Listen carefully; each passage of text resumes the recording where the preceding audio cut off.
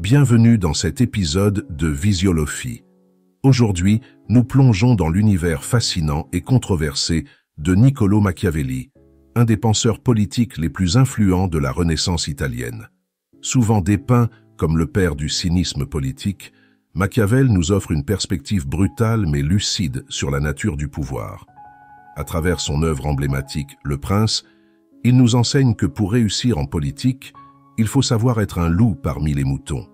Dans cet épisode, nous allons non seulement explorer les idées fondamentales de Machiavel, mais aussi les replacer dans leur contexte historique, les comparer à d'autres grandes philosophies politiques et examiner leur pertinence dans le monde d'aujourd'hui. Accrochez-vous, car ce voyage dans l'esprit machiavélique est à la fois éclairant et dérangeant. 1. Contexte historique.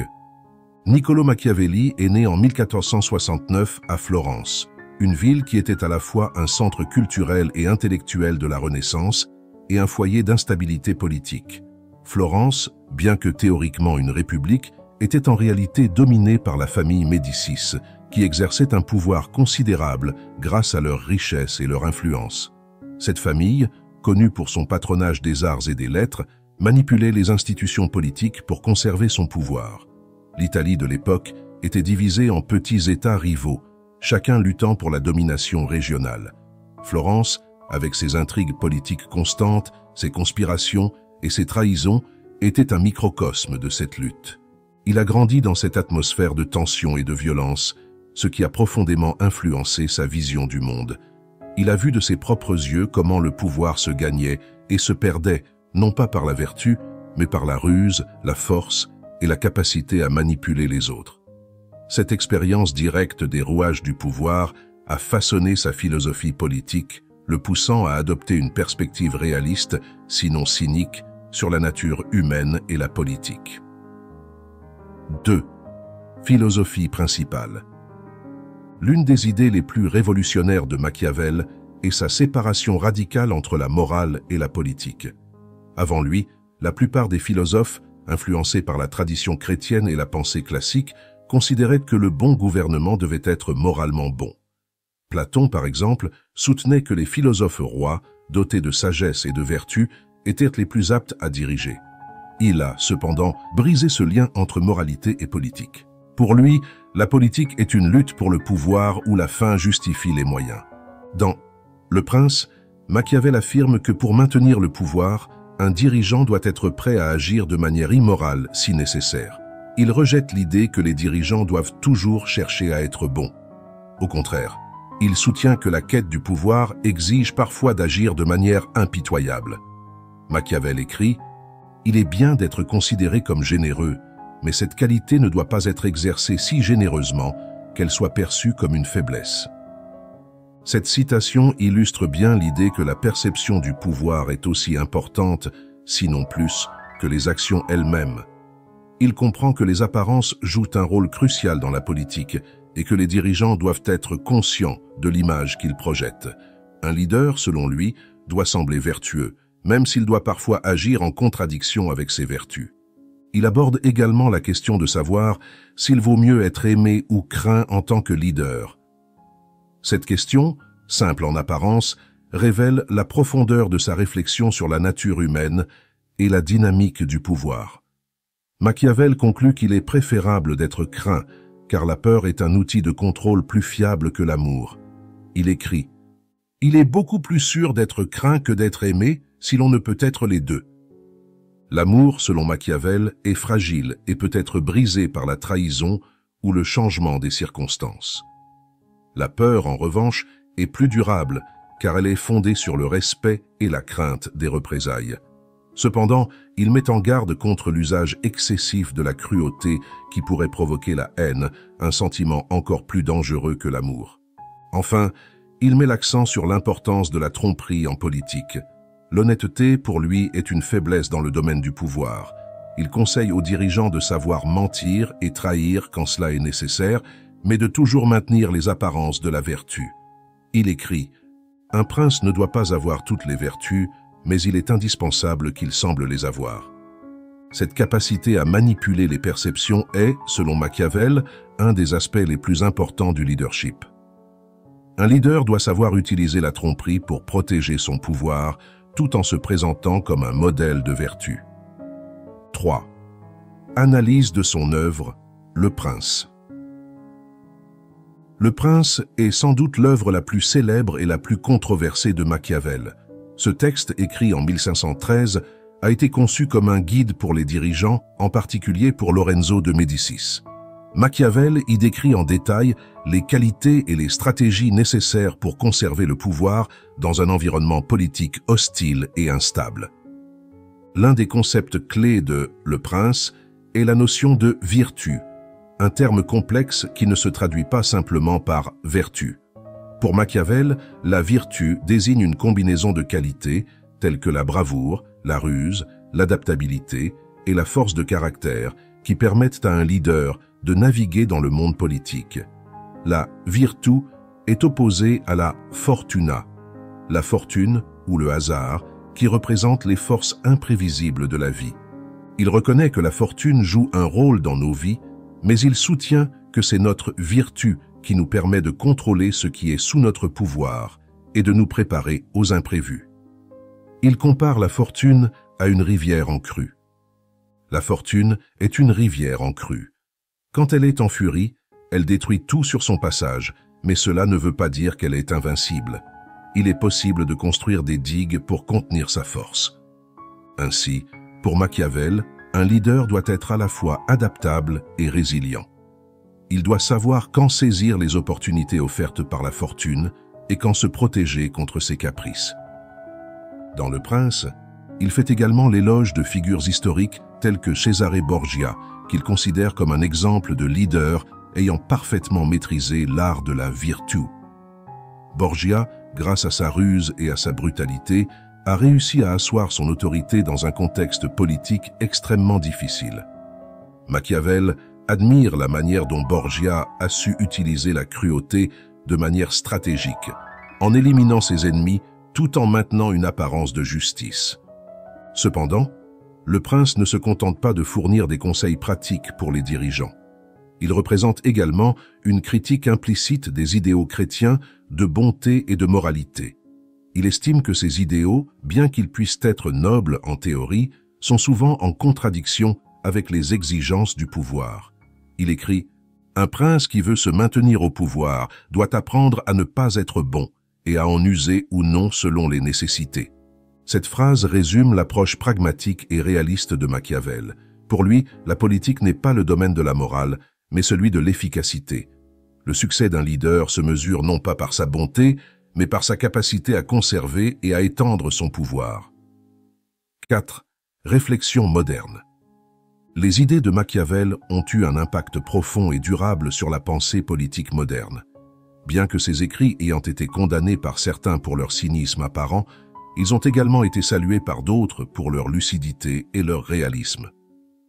Aujourd'hui encore, les principes machiavéliques continuent d'influencer la manière dont les dirigeants gouvernent et dont les politiciens se comportent. Un des aspects les plus fascinants de la pensée de Machiavel est la manière dont elle soulève des questions éthiques fondamentales sur la nature du pouvoir. Par exemple, un leader peut-il être à la fois efficace et moral? La politique nécessite-t-elle vraiment de renoncer à ses valeurs pour réussir? Ces questions restent pertinentes aujourd'hui, alors que les dirigeants du monde entier sont confrontés à des dilemmes similaires. Comparons par exemple Machiavel à Platon, qui soutenait que les meilleurs dirigeants étaient les philosophes rois, des individus dotés de sagesse et de vertu, capables de gouverner de manière juste et éclairée.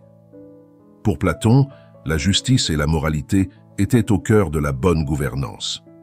Machiavel, en revanche, voit la politique comme un champ de bataille où la force, la ruse et l'adaptabilité sont les clés du succès. D'un autre côté, Rousseau, un autre grand philosophe, croyait en la bonté naturelle de l'homme et soutenait que la société et la politique devaient être fondées sur des principes de justice et de moralité. Pour Rousseau, la corruption des dirigeants venait du système social lui-même, qui poussait les individus à agir contre leur nature intrinsèquement bonne. Machiavel, en revanche, voit la corruption comme une réalité inévitable de la politique et considère que ceux qui refusent de l'accepter sont condamnés à échouer. Les enseignements de Machiavel, bien qu'ils puissent sembler froids ou même amoral à première vue, nous invitent à réfléchir de manière plus critique à la réalité du pouvoir et aux compromis que les dirigeants doivent faire pour réussir. Ces idées ont également influencé de nombreux leaders modernes, de Winston Churchill à Franklin D. Roosevelt, qui ont dû naviguer dans des contextes politiques complexes et souvent brutaux. Mais il est important de se rappeler que Machiavel ne prône pas la cruauté gratuite ou l'immoralité sans but. Au contraire, il conseille aux dirigeants d'agir de manière pragmatique, en tenant compte des réalités du pouvoir. Il reconnaît que parfois, les dirigeants doivent prendre des décisions difficiles et impopulaires pour protéger leur État et leur peuple. Par exemple, Winston Churchill, lors de la Seconde Guerre mondiale, a dû prendre des décisions extrêmement difficiles, y compris des choix qui ont coûté des vies humaines. Ces décisions, bien que moralement complexes, étaient nécessaires pour protéger la Grande-Bretagne et vaincre le nazisme. Machiavel aurait vu en Churchill un exemple de leader capable de faire face aux dures réalités du pouvoir tout en maintenant une vision claire et un objectif noble. Il nous rappelle que le pouvoir est une réalité brute, souvent impitoyable, où les loups survivent et les moutons sont dévorés. Mais il ouvre aussi un débat crucial sur la nature du leadership et les dilemmes moraux qui l'accompagnent. Être un bon leader signifie-t-il vraiment sacrifier ses valeurs ou y a-t-il une voie intermédiaire? 5. Comparaison avec d'autres philosophes et idéologies. Pour approfondir notre compréhension de la pensée machiavélique, il est utile de la comparer à celle d'autres philosophes et idéologies politiques. Par exemple, Platon, comme mentionné précédemment, voyait la politique comme une activité fondamentalement morale, où les dirigeants devaient être guidés par la justice et la vérité. Selon Platon, les dirigeants devaient être des philosophes rois, des individus dotés d'une sagesse supérieure, capables de voir au-delà des apparences pour discerner la véritable nature des choses. Machiavel, en revanche, rejette cette vision idéalisée de la politique. Il considère que la politique est une lutte pour le pouvoir où la fin justifie les moyens. Pour lui, un leader doit être pragmatique, prêt à utiliser la ruse, la force et la tromperie pour atteindre ses objectifs. Cette approche contraste fortement avec celle de Platon, qui prône la moralité et la justice comme fondement de la gouvernance. Un autre contraste intéressant se trouve entre Machiavel et Thomas Hobbes, le philosophe anglais du XVIIe siècle. Hobbes, comme Machiavel, avait une vision sombre de la nature humaine, qu'il voyait comme étant motivée par l'intérêt personnel et la peur de la mort. Dans son ouvrage « Le Léviathan », Hobbes soutient que pour éviter l'état de guerre de tous contre tous, les individus doivent accepter un contrat social où ils abandonnent une partie de leur liberté en échange de la sécurité et de la protection offertes par un souverain absolu. Machiavel, bien qu'il partage avec Hobbes une vision réaliste et parfois pessimiste de la nature humaine, diffère sur le rôle du souverain. Pour Machiavel, le pouvoir n'est pas seulement une question de sécurité, mais aussi de contrôle et de manipulation. Un bon leader doit savoir exploiter les faiblesses des autres pour renforcer son propre pouvoir, tandis que pour Hobbes, le souverain doit avant tout garantir la paix et l'ordre social.